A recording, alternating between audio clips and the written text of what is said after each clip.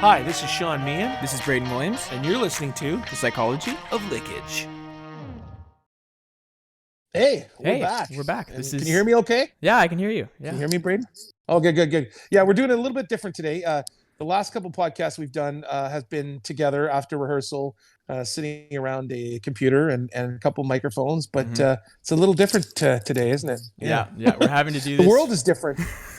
It's changed so much over the past 2 weeks. I think it was a while ago since we did the last one. So Yeah. It's weird, how, what a fitting time to have a podcast on psychology. I mean, the Exactly. world is psychologically, I'm sure it's affected by I know this, right? it's just one big just, study, one big study to analyze right now. Oh, it is. And you know what's fascinating? I've never been a germaphobe. I've been the opposite of a germaphobe, but man, am I ever acting like one now? So it's turned me into one. It's so funny. Like, I would consider myself a germaphobe, and a lot of other people have told me that, but I haven't felt that much different. And I don't know if Well, it's just because you're prepared for this, Braden. I just live in fear every single day. Yeah. Nothing's changed for you. It's like, no, but man, it's exhausting. I got to tell you, like, I'm literally washing my hands every 10 minutes. I've got cracks all over them from my skin drying. And it's, geez. So this is all new to me. I've been too much the other way, I would say. I have my issues, but germophobia is not one of them. But recently it has been. So you said your skin was cracking. I found this new thing. It's just organic coconut oil, and it's it's amazing on my skin. Like, everything else doesn't work, but this literally my hands are almost back to normal after using it like 3 times. It's incredible. Did you ever think doing the psychology lickage we'd be talking about hand cream? I mean, this is hey, we're just looking for as many sponsors as we can get, right? Yeah, we are. So if you're selling hand cream, give us a call. We'll pitch it. But anyways, so getting into the show, part of the reason why we're inspired to create the show was because of the state of the world that it's in, and we want to steer you away and entertain you people, and let's forget about all that crap for the next 20 minutes and get into music and psychology and all that stuff. So I'm really excited about what this one's about and who's going to be on it today. It's very cool. So who's going to be on it? Do you want to do a little bit of an introduction? Let's do it. Well, allow me, Braden. This is a guy named RJ Schmirler. He is the owner and founder of Schmirler Amps. In my opinion, one of the best boutique amps in the world, probably the best boutique amps in the world. He is an amazing guy. He's a firefighter. He's a musician. He is a songwriter. He's a singer. He owns his own studio, and he's a madman. When I say madman, he's like a mad scientist of amp building. Fascinating character. Charismatic guy. You can't help but love the guy. He's just, everyone I know who knows him just loves the guy. And so, let's go to that. Let's go to that interview and have him chat for a while and see what how his take on psychology of lickage is. Sounds good.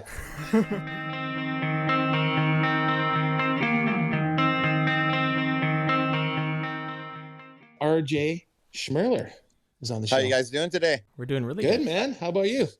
I'm doing pretty good myself. Bunkering down under the COVID-19 scare. Oh, geez. Well, that's why we created this podcast, so we can distract people from that. Okay. That's because I need a distraction too. Oh, yeah, exactly. We're here to distract you too, man. So, RJ, tell us a bit about yourself. Tell us what you're all about. I know we know who you are, but the people don't. So let's introduce you. Well, I tinker, like, what should I say? I'm a firefighter by trade, and I tinker with amps in the bat cave until the wee hours of the morning in between. So that's a little bit about myself. I'm a local guy, born, bred, raised in Surrey, moved out to Langley, only moved once, Yeah.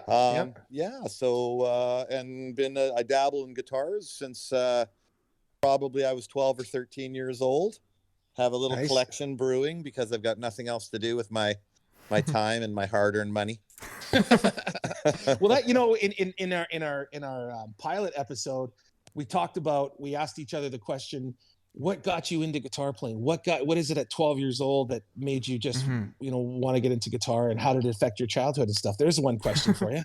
Well, that's kind of funny. I was thinking about this. I remember probably grade 7 or grade 8, probably grade 7, walking home And buddy was a buddy of mine. We stopped by his house. It was hot out.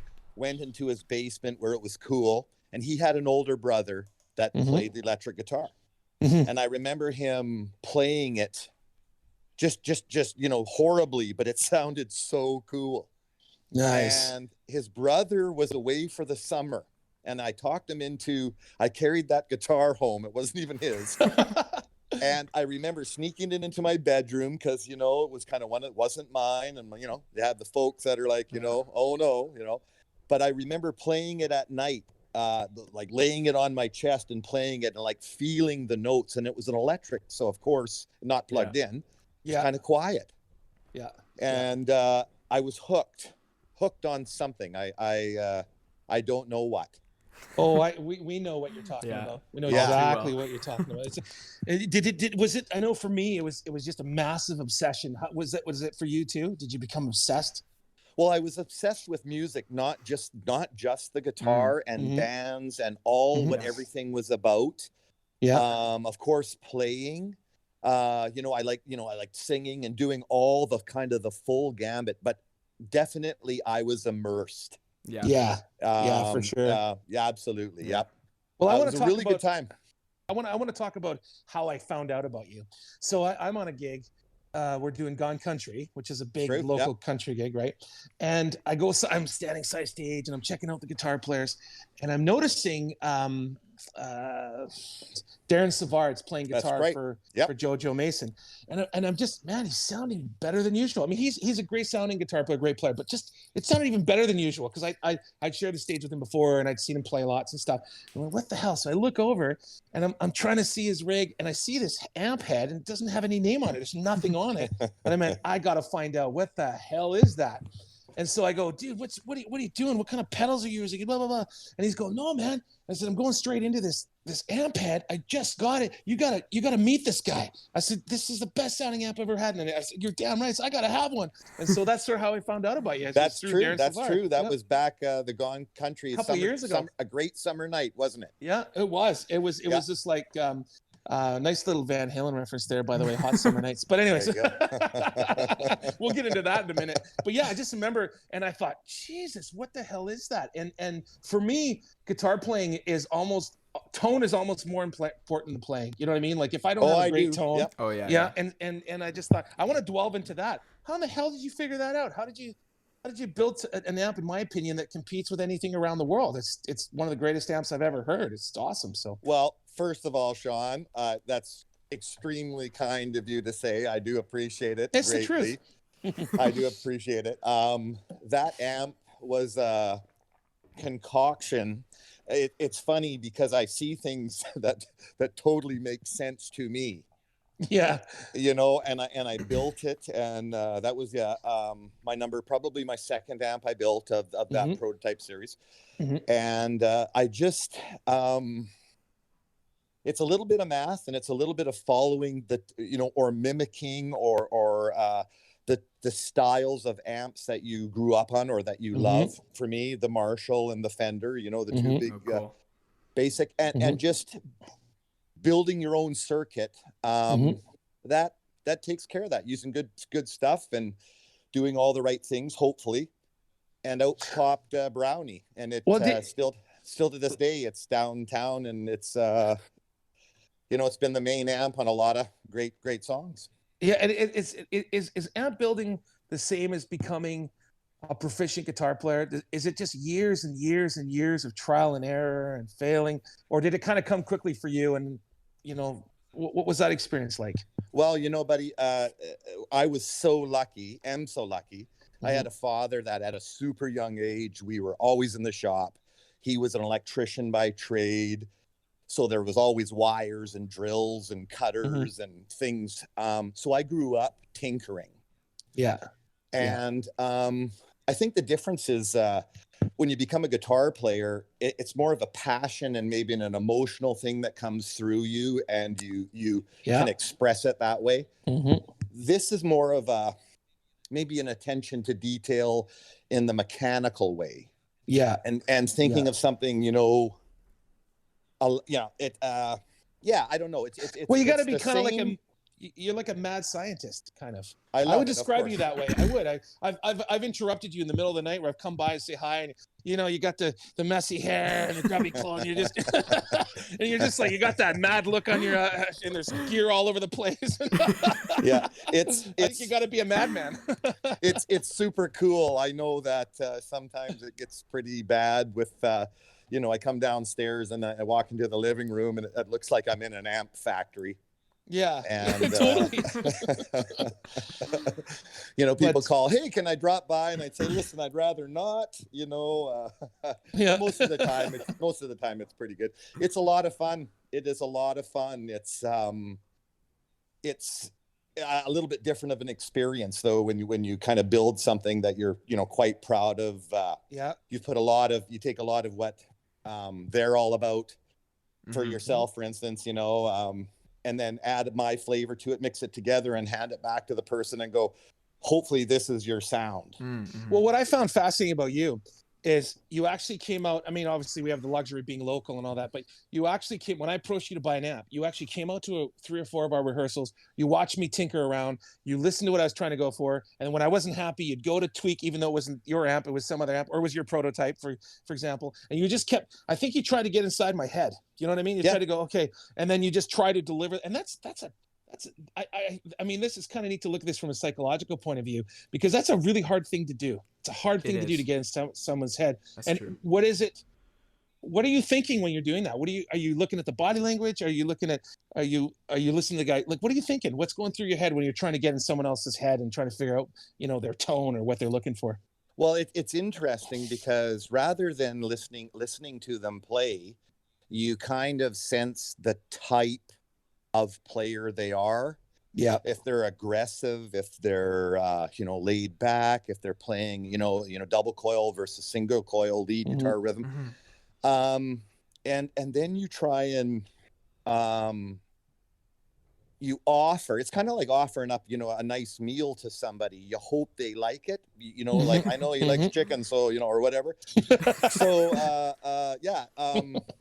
I hope when I turn the things and I hear the sound that I think that sounds good, most of the time it's infectious because it's the other person is now playing it. They're playing the notes, but I've created the sound. Yeah. And so when you put those together, people kind of like, it's a very personal thing for them. And I quite enjoy that part of the builds. That's cool. The 13 big builds that I did, not one of them is the same.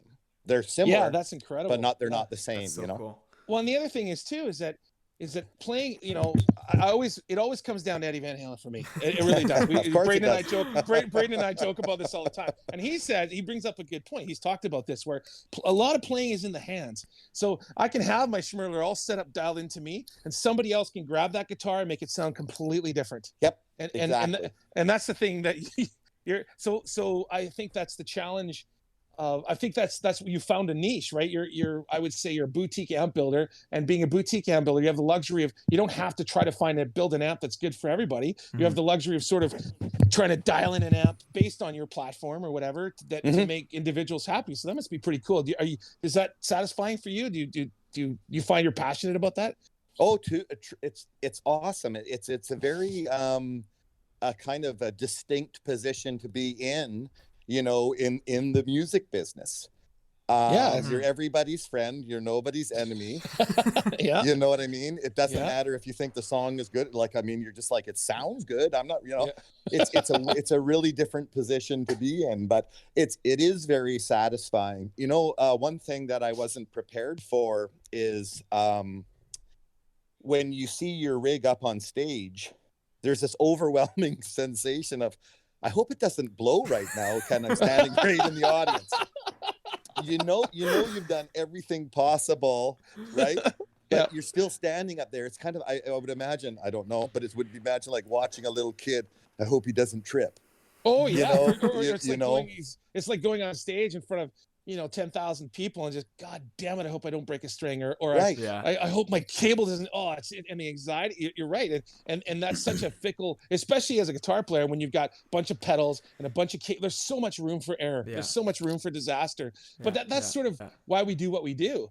We go. Don't you feel that way, Braden? Where it's basically we go up there and it's just they're far and few between. But when you have those perfect shows, it's worth all the headaches, all the broken cables, all the blown up amps, all the wrong notes. Exactly. It's worth it, right? That's what you fight for. It's almost like the chance of these things happening actually augments your performance too, because it makes you feel like you're a little more on edge, a little more worried about things. That's so true. You can kind of just push it over a little bit. Right? Rocks you a little bit.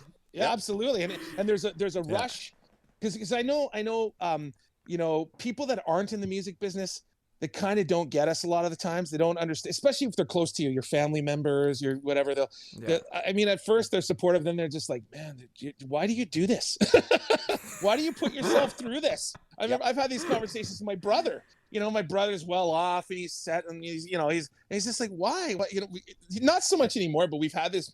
Why are you going through this? Why don't you just do this or that? It's just, and it's kind of a bit of it's like an addiction. It's like it's you know what I mean? Like, it's like, can you see yourself, RJ?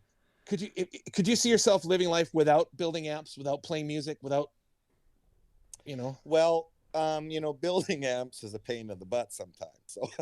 So is guitar playing. I was just gonna say. No, I mean, I know I couldn't see I think what you're getting at is it's such a part of my life. Yes. That's exactly what I'm getting at. I couldn't, there wouldn't be something, I go through, stages of playing my guitar, and that's the only music I want to listen to, original stuff.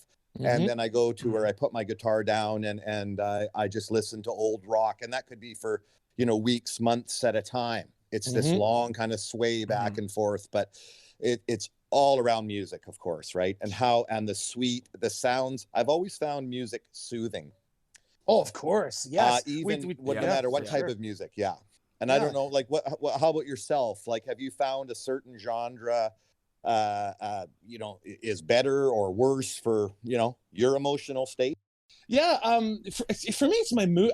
I've always been a student of music as well. Like, I went to music school and I studied almost every genre, from jazz to classical to blues to I've tried to just keep an open mind to all of it. Some genres are a little tougher to absorb than others, but for me, it has a lot to do with my mood. Like, going back to what RJ said, soothing, absolutely. From day one, picking up the guitar and practicing was soothing. There's something about it. I don't know if I'd be around if it wasn't for, I've gone through some pretty dark moments in my life where I would have gotten in trouble if it wasn't for music, if it wasn't for what it does to you. There's something really universal about it. There's something, for me, it's kind of depends on my mood. It's just, some days I want to crank classical music and as loud as possible. And other days I want to play some metal. And other days I just want to listen to the blues. But yes, it's all soothing. And sometimes I want to reflect how I feel. If I'm feeling angry, I want to get in the car. I want to crank the fastest metal tune I can and just scream at the top of my lungs, or if I'm having a great day, I just want to listen to a pop tune and just, oh yeah, life's going great, So yeah. I'll tell you, Sean, a funny story. When I was in my early 20s, I moved out, had my own apartment, and I remember thinking, oh, good. And I obviously have had a nice stereo.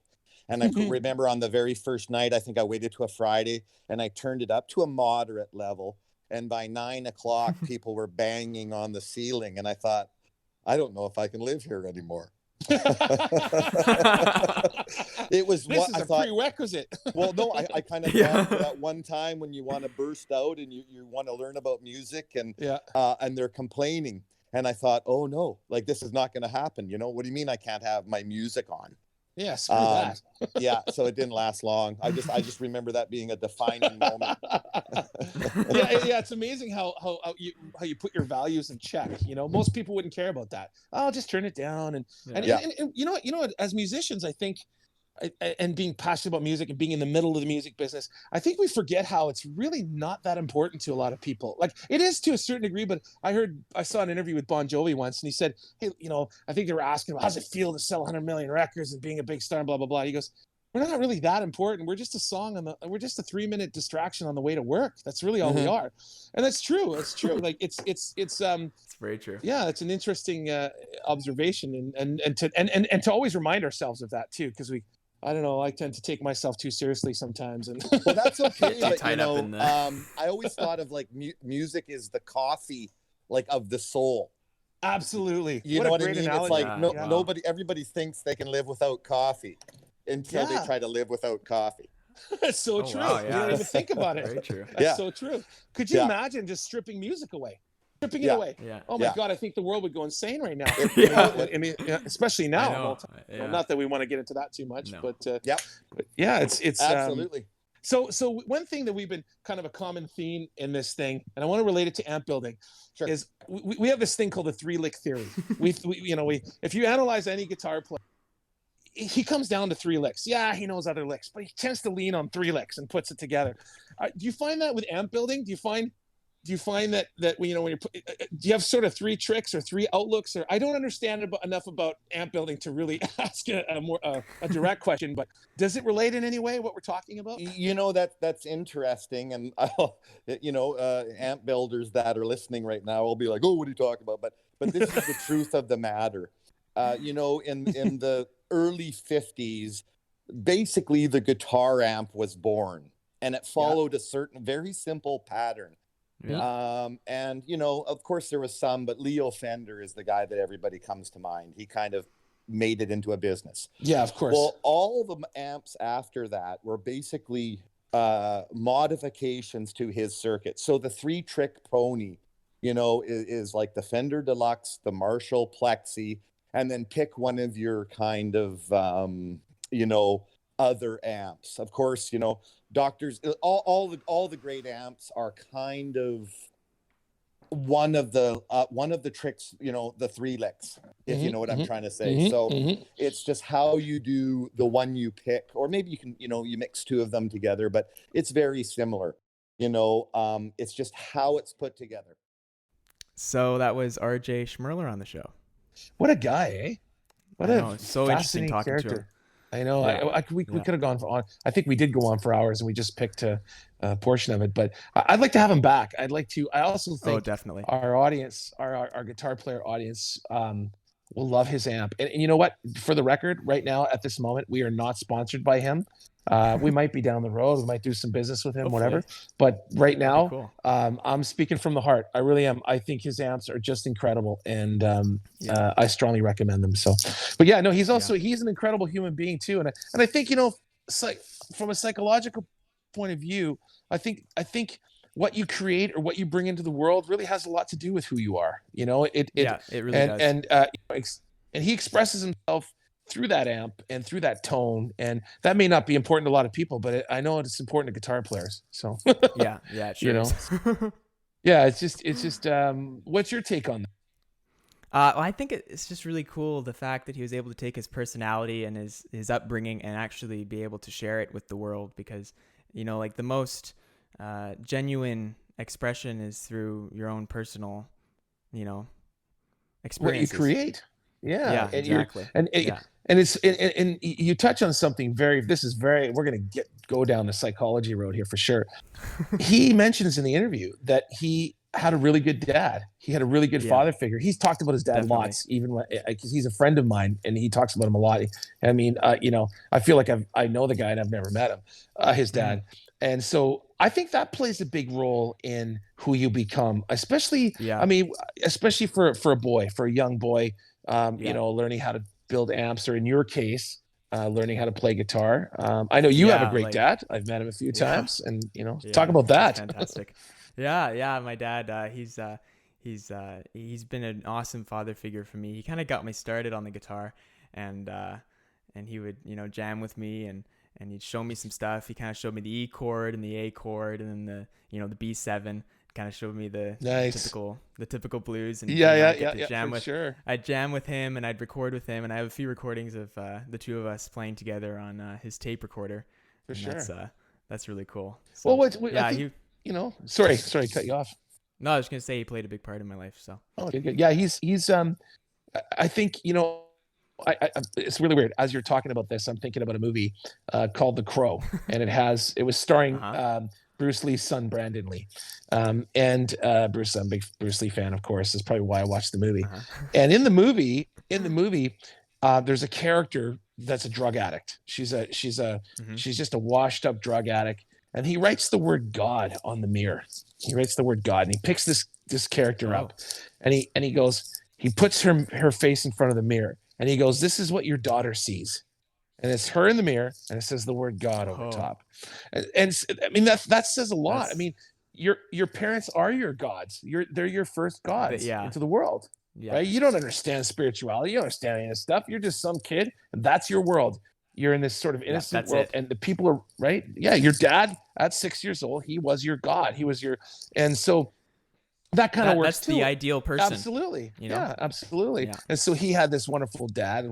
In my case, it was kind of the opposite, but the story ends well.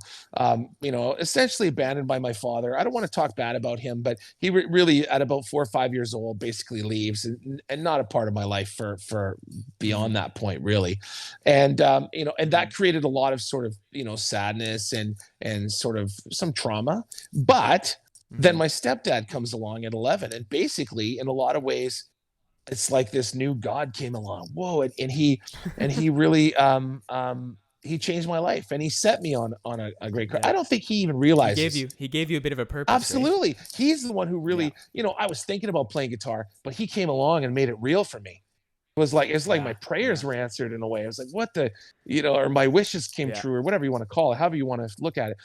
And he came along and set me on the right path. So I think this is a topic we could talk about for many podcasts where, from a psychological point of view, I think what happens to you when you're young and the adults around you really set you on a course. So I thought he touched on that. I thought that was really cool. What else in that really chat cool. that kind of you noticed was really cool or you took note of? Well, kind of the coolest part that I thought was how he was able to get into the minds of the players and was able to actually, give them the tone that they didn't necessarily know that they wanted. Yeah, that was fascinating. Because you kind of don't know. That's the thing about tone. That's the thing about life. Yeah. A lot of times you don't really know what you want till you see it or till you hear it or till you touch it or till you taste it or whatever.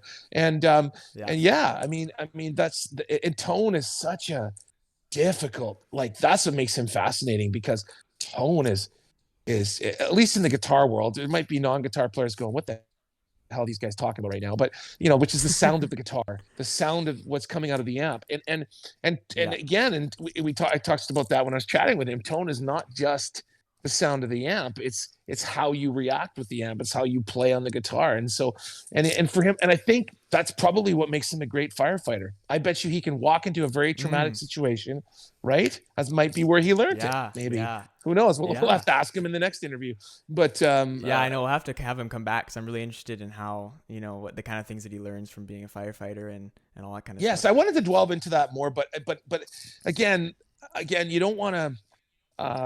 That's probably very personal, and it's probably very, and he probably sees a lot of stuff that the average person doesn't see. And I didn't want to really open that door, at least not in that conversation.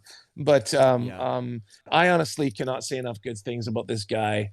I love his amps. So if you want to find out more about RJ Schmirler, or you want to find out more about his amps in particular, go to schmirleramps.com. That's SCHMIRLER amps.com. And go check it out, man. Incredible amps. We're not getting paid to say that. They are actually incredible amps. They really are. And we're not getting paid to say that. That's right. Once again, thank you so much for dialing in. Thank you for checking us out. Please stay in touch. Please, you want to be on our show, reach out. You have suggestions. Yes, for sure. If you're interested in the psychology of Lickage and beyond, stay in touch. Hi, this is Sean Meehan. This is Braden Williams. And you're listening to The Psychology of Lickage.